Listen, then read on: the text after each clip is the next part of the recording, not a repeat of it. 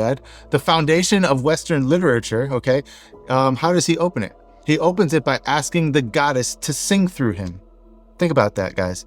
Sing through him, not help him, to sing, to use him as a vessel. That's not the author, writing the sentence. He's the instrument. And the Greeks had a whole vocabulary for this. They said every creative person had a what? A daemon. Well, the Greeks called it a daemon.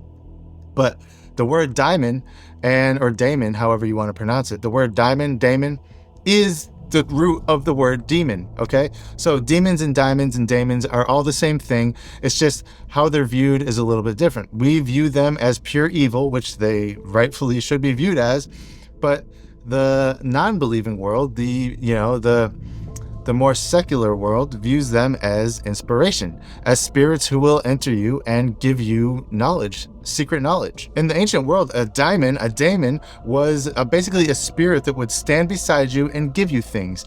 It would hand you inspiration, it would hand you knowledge, it would hand you words. It would literally put the words directly into your brain, or if you opened yourself up wide enough, it would put the words onto the paper through your hand. It would take over your body and it would tell you what to write. Socrates, who was the most famous mind in the ancient world, openly stated that he had one.